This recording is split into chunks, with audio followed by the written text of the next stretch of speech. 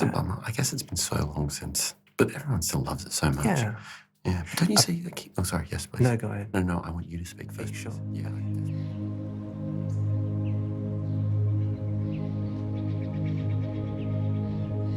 Tom, thank you so much for coming to the garden. Thank you so much for allowing me in your garden. It's good to be here with you today. How's your day been so far? It's been really good. I was writing some stuff, some silly things with a friend. Is this for like upcoming content or? We were trying to write like a pilot for something.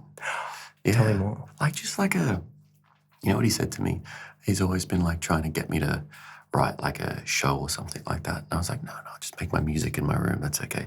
And he said, Tom, what would it look like if we made Toast of London but you? Do you know Matt Berry? Yeah, right. Yeah. And I was like, oh, I love that. So we're writing something stupid, which may or may not come to fruition, but we'll try. You're always having to spitball and stuff and try new things, so that's good. Is this your ASMR debut, you'd say? This is my debut, yeah. Have you ever seen a microphone like this before? I've seen it online a few times, but to be so close to it is, I wouldn't say intimidating. Yeah. This is Stephen. He's my firstborn child. Oh my goodness, congratulations. How old is he? He's now about 5 years old. Oh. So I've dropped him a few times, as you can clearly see from the dents. Yeah, and what age was he when you dropped him on his head? Upon arrival. Okay, yeah. So straight after delivery. Yeah, absolutely. Yeah. Okay. He's seen a lot. So yeah, it's really good to have you here. Thanks so much for taking the time out of your day to come on down. It's an honor to have you. A huge fan. It's an honor to be here. First thing I want to ask you straight away is how blown away I was by some of your music videos. And some of the animations as well are breathtaking, like Red Flags, for example, is one that stands out straight away to me. How did you go about getting the animation for that song? Is that something that your fans do, or is that something that you hired professionals, or what's the process behind getting the animation work done for a lot of your music? It's funny, it's actually a kind of a mix between both of the things you said, which is like fan done, but also professionally. Because that one actually came about, I did a song earlier called Mixed Messages. I only did it as like a short song, which I later became bigger. And when I made the short song, this incredible artist, Instagram handle, Galoo Game Lady, just made like a fan-made like animatic. And I was like, this is incredible. This is beyond anything this deserves.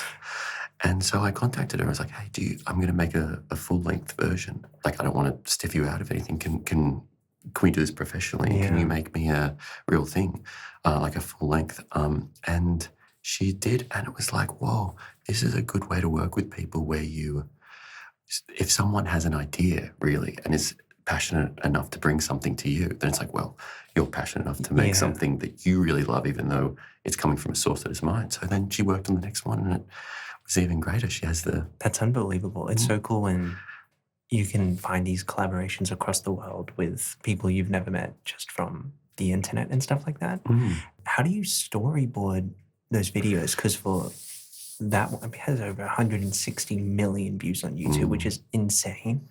And what I noticed a lot when reading the comments is the amount of theory and the amount of just people trying to debunk and find the story behind and like the true, like the hidden message and stuff like that. How do you go about like finding the storytelling aspect of that song, for example? Well, I mean, the song, the music and the lyrical content, I always find the funniest thing is like, maybe it's just an initial joke or an initial funny idea, which for that one it was, wouldn't it be a red flag? Imagine if you went on a date with someone and they said, oh, I love movies, I love Human Centipede, and they were like honestly in love with you, like, ugh. And then I just sort of thought, that's usually where maybe a comedian might finish a joke. But what happens after that? What happens after that? You get married and then like, if they think that Red Flags is a great movie, what other weird stuff do they think? And so just going on that journey and committing emotionally to it is fun from that way. And I think just working with that Galoo is that she doesn't just animate what is in the lyrics, she'll animate like a joke on top of it. Yeah, that's cool. Yeah, or something that's actually not in the song. So I think I try and ram the music with so many references and so many ideas. She's ramming it visually with so many ideas. So when you watch it, it's kind of like, I have to rewatch that because there's so many things. Yeah. There's like Easter eggs that you see. So many, yeah. That's so cool. I guess, it's like one thing to commission someone, but when it's come from a fan or an audience member who just genuinely loves your stuff, and then that's able to evolve into something like this is so cool. But yeah, that's really cool. Have you ever reached out to anyone that's made some edits and stuff of your things? I actually have. Yeah? Yeah, I've gotten some pretty funky edits. This is a great message. If anyone wants to get reached out to by, that sounds like a dirty kind of phrase. If anyone wants Jojo to reach out to you, make a bunch of edits and post them. There you go. I'm doing your marketing for you. Thank you so much. One of the other things I saw you're working on is your new studio. That's right. I don't know if you've mentioned that. No, this is a debut. This is an exclusive. You're hearing it here first. So tell me more about, I just finished making my studio, about a year ago, because I was just for 10 years making ASMR videos from my bedroom. Wow. Just whispering in a microphone. And I felt like I lost that spark or that drive. And I thought I should challenge myself, put some skin in the game and take some risk and get out of my comfort zone and build a studio from scratch just for ASMR. So obviously you're working on your own studio now. So tell me what it's like, the process of why are you deciding to make a studio? Is it something that's more of a passion project? Is it something which you feel like you want to evolve, or are there certain goals creatively that you have that is only possible with a studio? I think it's a mix. It's what you said a little bit, like that sort of when you're doing something for like quite a while, and then it's not that I'm necessarily falling out of love, but you do go, it's a question of identity, especially when you do things in your own bedroom. Yeah. Like, oh, I guess I'm doing this. Is this a hobby? Is this a job? Is this something to do with my passion? It's like kind of society kind of pushes all these things, and you compare yourself to what a traditional sort of way of living your life is. And I think I did get to that point where I went, you know what? It would be really exciting and it would take time, but this is like what I love to do. So why not invest in what I love to do and what I think the rest of my life should be?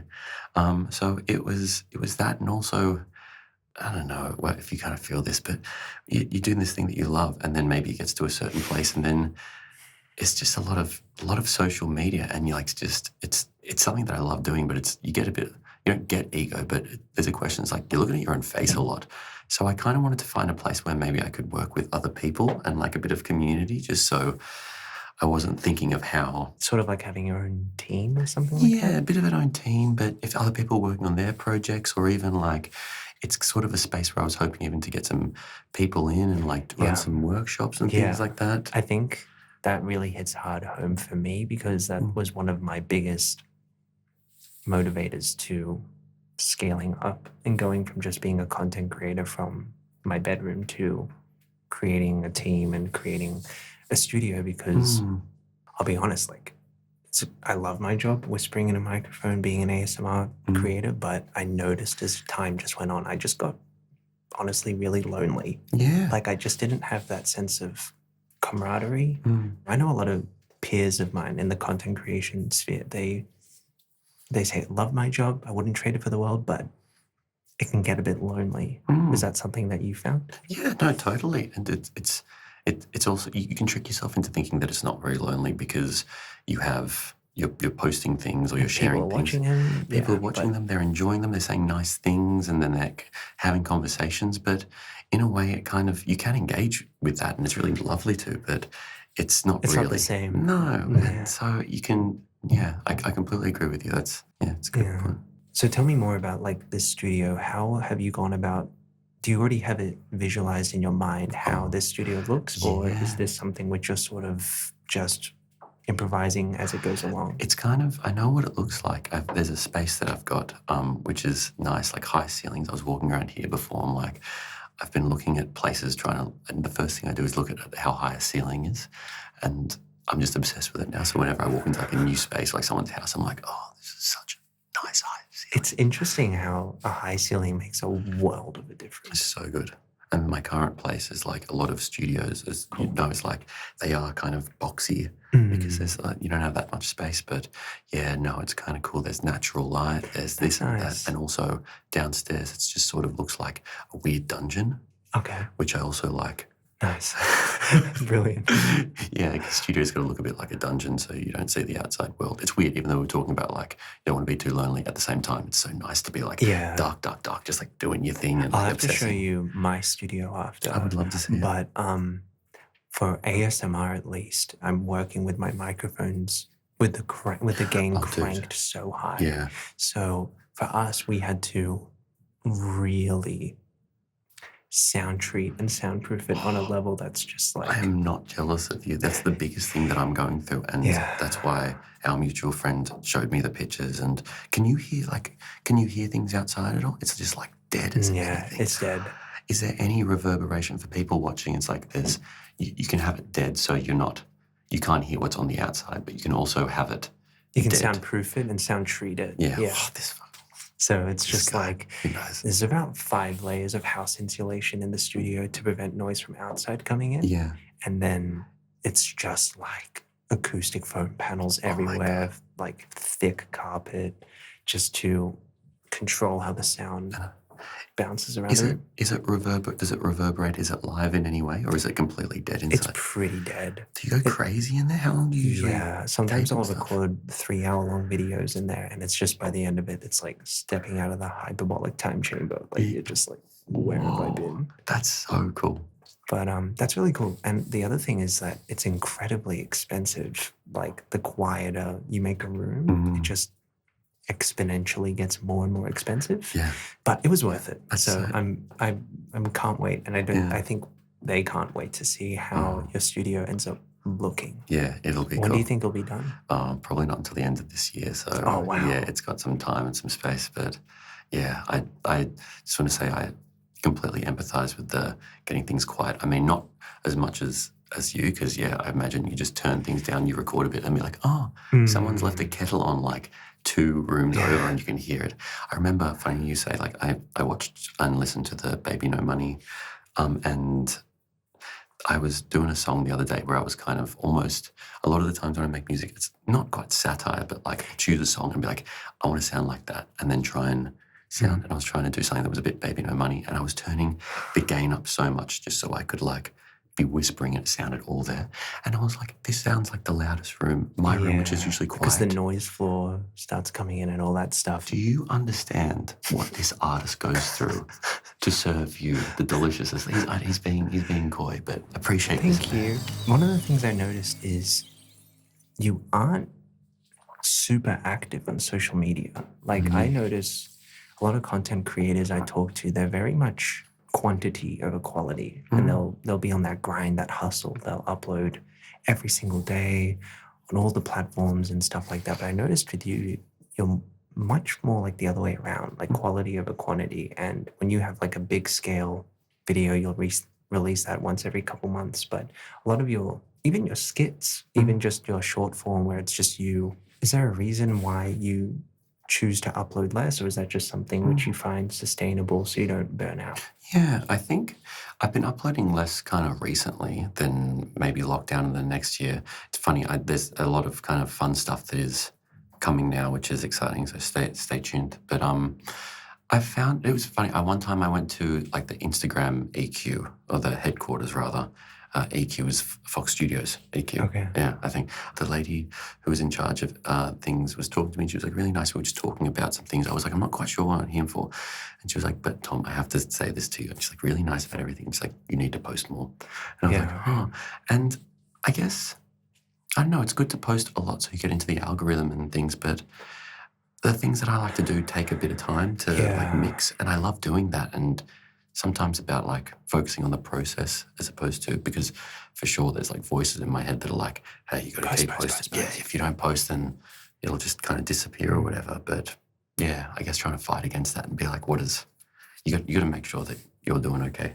But I think your audience really respects that about you, because when you do, for example, release a new music video, like it's an event and like people will gather to it, like they'll have to watch it. And I think that's something I personally strive for, because for the first 6 or 7 years, I was just uploading every day, and sure, it was consistent, and I was hustling a lot, but I noticed there would be other creators who would approach it with a more quality over quantity approach like you're doing. And it was so awesome to see how their audience really appreciated that. Yeah, I guess trying to be authentic. Like, I mean, it feels even, from watching your stuff and also being able to be in the same room and talk to you, you're very authentic, and it doesn't seem like you're trying to be something or do something. So if you're doing it for the wrong reasons, then people can kind of smell that. It doesn't resonate as much. I mean,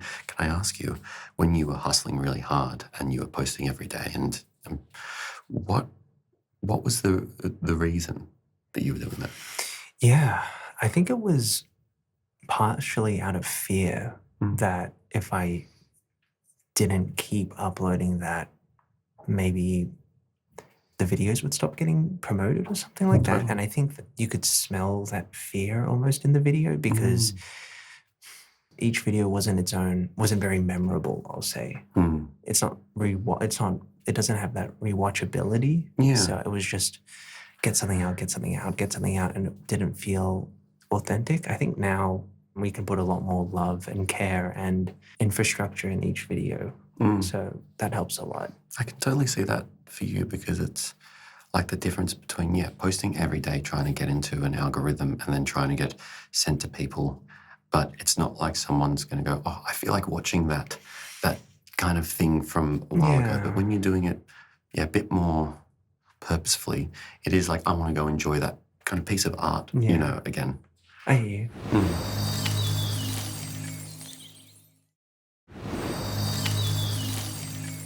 I think now what we can do is start getting into some ASMR stuff. So we had you bring in some things. Do you know, where would that be? Oh yeah, they're in my bag over there. Would you like me to go? That would be lovely. Okay, I'm gonna go to the bag now. I'm gonna entertain you all. So he's walking over, he's grabbing the bag. Please don't narrate me. In a Woolworths bag. It's a Woolworths bag, but we don't take sides. There's no Woolworths cross promotion for this, is No, there? there's not. Yet. Okay, would you like to see my things? Yeah, what was the first thing you brought? Okay, I'm going to show you my first. I've never tried to take something out of a Woolworths bag this quietly before. Okay. Oh my God. Just imagine it's the sound of the waves. Wow. That is incredible. What is it? This is a big sparkly tracksuit that I bought from Japan a few years ago. Where? It was in Tokyo. Nice. In if you ever go to Tokyo, I love. Do you like Japan? Do you go? I'm half Japanese. Well, there you go. Like, do you like Japan? But I'd only been to Japan for the first time last year. There you go. Yeah. Did you have fun? I loved it so much. Met all my family on my mum's side. Incredible. And turns out I have like twin uncles I never knew about called Kenji and Koji. That's sick. And I was just like, that's mad. That is mad. Identical twin uncles. Identical. That's it. You know what? When you think about which part of your family should be a twin, uncle isn't the first thing I think of. Yeah. I wouldn't imagine. Twin grandmothers. That makes sense. Right. It sounds more Spirited Away, sort of. Yeah. Really? Yeah. So I went there, and it was probably like a year after I started doing some music. And I wouldn't do any live shows because I was like a bit scared of doing live shows and like, I don't really think that people want to see this, and it's just the online stuff. And I went to a store and I saw this crazy, there's shorts with it as well, this crazy outfit. And I was like, that's so cool. And I thought, if I do a live show, I will wear that. It's like Elton John vibes. Yeah, it is. That's why I like it, because it's even, Madison Square? Yeah. Or with a baseball thing. But it's cool. I brought it in today to show you because I also thought maybe that's good. I know, do you want to touch it? May I? Yeah, Thank please. You. Oh, it's got some weight to it. It's so heavy. Would you like to do some ASMR with it? I would love to. As I ask you the next question? Yes. Who would you say have been your biggest inspirations? I love Tenacious D. Okay. Yeah. Cool. I've gotten quiet because I want that. That's good. I love Tenacious D because they just make really good music as well as it being kind of funny and taking you on a journey. Yeah. I like Lonely Island. Never heard with of it. Andy Samberg. Okay. They were on Saturday Night Live. They did. Right. It's funny because I'm talking about philosophically, with music and putting stuff. I'm like, they did that song "Jizz in My Pants."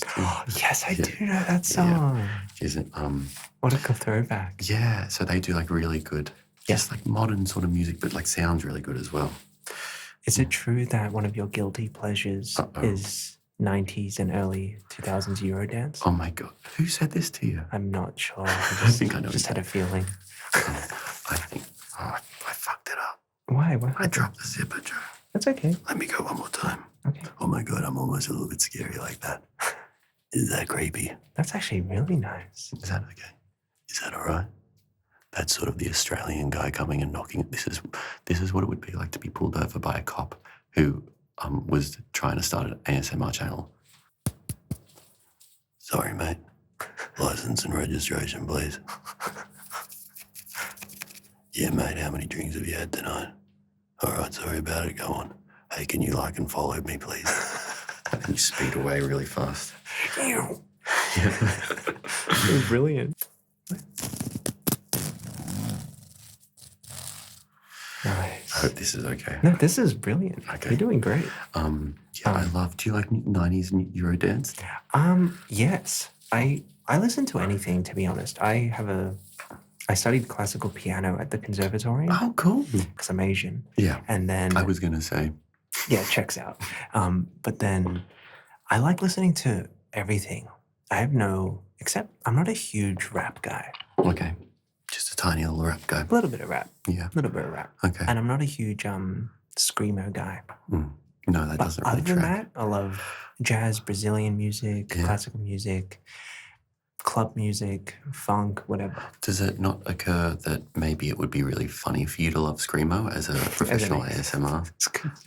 Can we make like The quietest screamo song ever? yeah, like what would be like the opposite to screamo music? The mumble, like the quietest one ever. Yeah. People in a room just like, the only thing you'd hear at a gig would be everyone's feet like shuffling on the ground. Yeah, like the squeaking. Yeah. What's the next thing that you brought? Oh, yeah. This is a kalimba.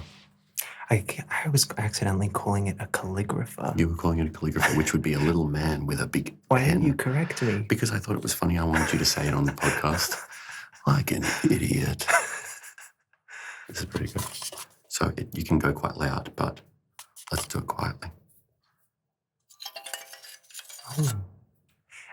My producer, Nick, said that when we showed him the kalimba, he said, that's the thing in Avatar. Is that so? Yeah. Which one? 1, 2, or 3? Don't know spoilers. Not the James Cameron Avatar. I mean, like the Last Airbender. I'm so glad because I'd prefer to talk about that. At what point, like in the theme song? It's always used in like the music for that show. Oh yeah. Should we recreate an Avatar? I don't think it works because there are no accidentals on this, right? Oh no. You have we need sharps or flats. accidentals. Yeah. Oh, the classical pianist coming out. Okay, how about this? I'm gonna we hit the classical pianist. Whoa. I'm gonna do a thing, and you're gonna play a scene between Aang and I was about to call it Katana, but that's a Mortal Kombat. You're gonna do a scene between Aang and Katana. No, Aang from Avatar and Katana from Mortal Kombat. I have not played Mortal Kombat. Okay, well, that's not my problem. Why are you here? Do you know Uncle Iroh? Yeah, I do. Zuko, you need to control your fire. Is that inappropriate? Am I going to get cancelled? I don't know. I mean, I am you are Asian. Japanese, half Japanese. I mean, they have a conversation. This is what I do when I go home and find myself at 3 a.m. Googling, like, what are the different... What keeps you up at night? What keeps me up? Yeah, that's what I Google, or that's what you're asking me? Sorry. Go on. You're good. Jojo. No, it's racist for me Yeah, to do you it. can't do that. You put that down. No, do you ever Google, like, what are the 4 Avatar, like nations in Avatar, if they reflect to like particular cultures? Cultures, yes. Yeah. I think it's the Airbenders are the monks, Yeah, like Tibetan monks. Yeah. And then the Fire Nation is the Chinese. Yeah, I thought it was Chinese, so that's why I just wanted to bring up the maybe. Yeah, that's a good shout. Teetering, just being a bit careful. And then the Waterbenders are Inuit, Yeah. I believe, and the Earthbenders are Chinese again. Yeah, Something like that. Yeah, look, there's a this is me mumbling my way out of this No, that's conversation. good. That's good. Let's move on. Speaking of the Chinese, pardon me, I've just dropped my kalimba. I love Chinese food. Yeah. Do you like Chinese tea? I love Chinese tea. This is a delicious Kunan wild black tea. Why did you bring this? Because I love Chinese tea. And I actually did probably because after after enjoying Avatar and Uncle Iroh, I was like, what's this thing? What's all this tea? You know? That guy does love tea a lot. He loves tea so much. Just a fun fact, one of my close friends, she was animating the new Avatar movie coming out. Oh, cool. I think it got cancelled though, or it's been moved to Paramount. Now it's only going to be on streaming platforms, which is kind of That's a bummer. I guess it's been so long since, but everyone still loves it so much. Yeah. Yeah, but don't you see? Oh, sorry. Yes, please. No, go ahead. No, I want you to speak first. Are you sure? Please. Yeah, Okay. desperately. Apparently, they're not bringing back the original voice actors though, to voice like Zuko and Katara and Aang. I'm not sure why. I think it was because of maybe they're wanting to be more sensitive, culturally sensitive. Oh, so they brought back people who are. Yeah. Do they sound like the original characters? I don't know. It's interesting. Isn't Yeah. It? Now I know this is. About your tea, sorry. No, this is about my social. Just sorry. You can smell that. I know it's not ASMR. Oh, that is nice. It's actually very good. It's good. Would you like to take some out? Would you like to use some in your hand? Yeah, sure. I'd love to. It makes a great sound. Sort of crunch it up? Yeah.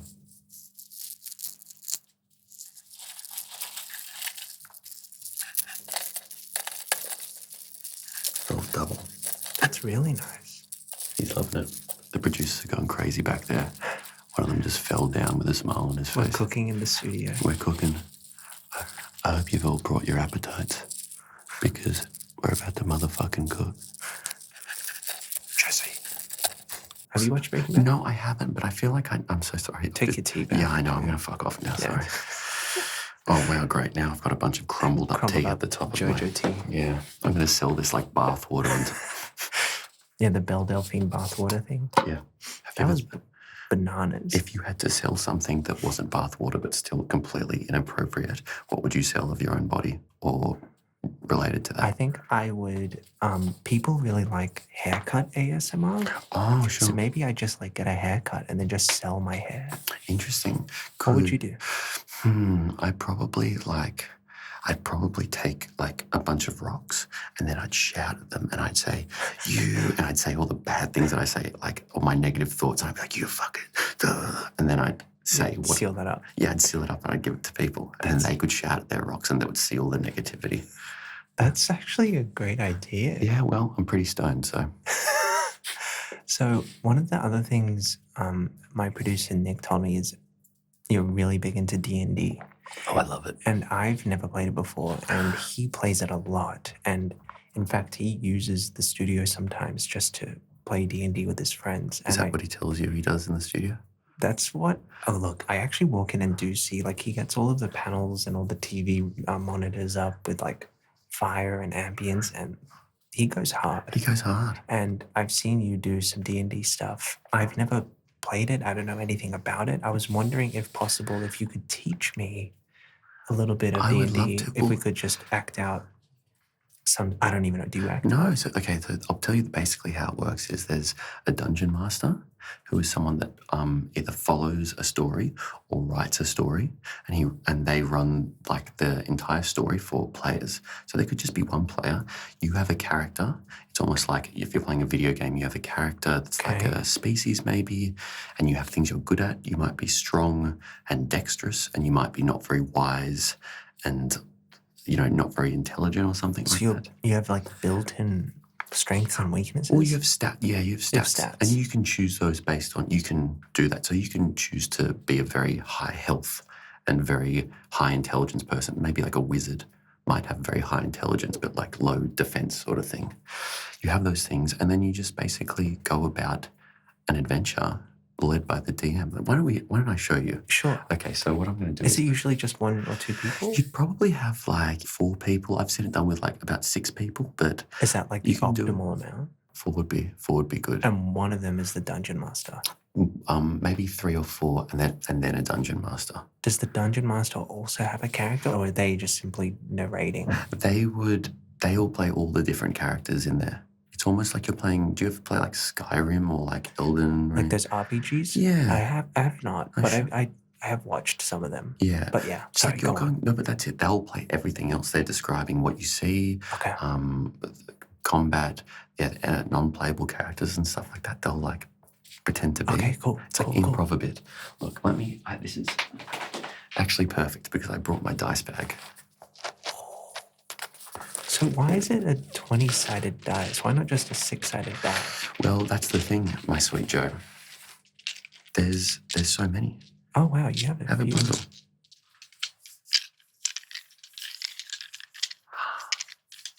That goes with the background so well. Yeah, it does, doesn't it? Is that a 6-sided dice? Yeah, this is Why 8-sided. is it look munted? It's all munted. They're all, look, this is going to make you physically sick. There's a regular 6-sider. Mm-hmm. There's a 20-sided. This one is, I want to say, 12-sided. You do. I don't know if you want to zoom in on that. That's upsetting. Yeah, it's really... Look, this isn't the reason that I play the game. Sorry, yes, proceed. No, but you're right. Okay. Just quickly, usually we'd spend heaps of time. Here's a beautiful 20-sider. That's nice. I want to know what kind of character do you want to play? Do you want to play like someone who like is very charismatic, someone who is like punch first, ask questions later, or like a sneaky sort of like person? I'm a sneaky guy, I think. I think I'm a bit of a lone wolf kind of guy. Okay, cool. Yeah. You know? Yeah. Like that sort of stuff. That sort of stuff. Sort of like on my own. Yeah, and what kind of like fantasy creature do you like? You could be an elf, a human, a dwarf, orc, big fella. What about like a vampire? Yeah, you want to be like a vampire spawn. Yeah, great. Okay. Yeah. So you're gonna be saying, Yeah. just a lone wolf.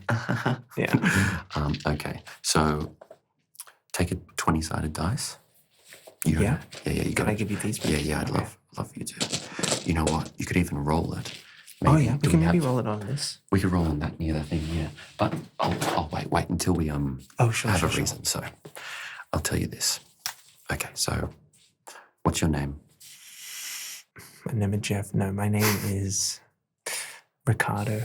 Ricardo, the vampire. The vampire, the rogue vampire, which is like okay, so your eyes open and you realize you have a deep pulsing in the back of your head. Mm-hmm. It's this ache that seems to like course through your body, and as the light sorts of stream into your eyes, you realize you're in a prison cell, like really grimy. The air's thick with that sort of smell that like a pub, like the pub when it has like a sticky floor. It's like beer, and you kind of shake yourself up and you look around. Now, can you do a roll for me, which is like a perception check? Okay. So we're going to see. And so from 1 to 20? It's 1 to 20, and if you roll... 1 being very bad. If you roll a 1, basically you almost knock yourself out and you go back to sleep. If you roll a 20, you have like hawk eyes and you can essentially see everything. Here we go. Yeah. I got a 19. Oh my God, that's really good. I'm feeling awake. So even though you have this dull pain in the back of your head, your eyes spring open and you are able to, your vampiric senses actually suck in the light. You can see so well in this sort of dungeon. There's like, you can see like the grease hanging from the chain. It seems actually you can see people partying in the next room over. There's like a tavern, but you also see a man with his back to you, and you notice like a set of brass keys on his back, and he swings around and says, "Oh, I guess the vampire's woken up, has he? What do you want, mate?" I would like a drink. I'm very parched. Would you have anything by any chance? Well, you just want us to give you some blood, don't you, mate? If possible, I'm type A preferably. Oh, you don't get to say what preferences, mate. Well, we know you, Ricardo, the bloody blood drinker. How about you eat the drink on this? And he does a big fart. And he laughs. He goes, "Oh." And he turns back around and says, "I'm not helping you, mate." So how do you try and just try something to get out? Is there anything I can do to maybe change your mind? Like I can scrub the toilets for the next week. Okay, so now do you want to do a persuasion check? Because you're trying to persuade me. Okay. So it's going to be hard. You have to get over 12. Oh, okay. Yeah. 13. Okay, he goes, "Oh, yeah, I'd like to see you scrub the toilets."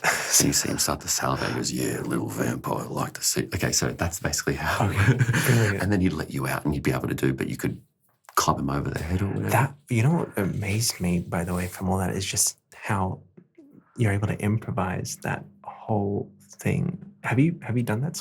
I've done it a bit before, but like this is what the story becomes. It becomes you trying to get away from this weird guy that wants you to scrub his toilets. You know? And it's all about like Yeah, it can be as much as you want because it's like it's up to you to like be the character and stuff like that. Right. I think you'd be great at it. You're really good at it. Do you think so? Yeah. Maybe I should do like a D&D ASMR I think that would video be where like I'm the dungeon master and the viewer can be the character maybe. Sure. I think that would be so, because it would be just explaining. You could also like do it in a, like the story could be something where like, you know, sound has been like an evil curse has covered on the land and the sound has been like sucked out, so everyone must make the least amount. Or like, I don't know, you can play with a fun idea. So is it true that your character can die in D&D? Yeah, big and time. how does that work? If a player dies in D&D, do they just sit there for like the next 4 weeks, just like, or can they like play again or something? Yeah, look, it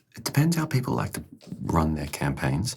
Usually, if you die, you don't play that character again. So it is a good thing because it means that you're actually There are playing consequences, I guess. consequences. Yeah.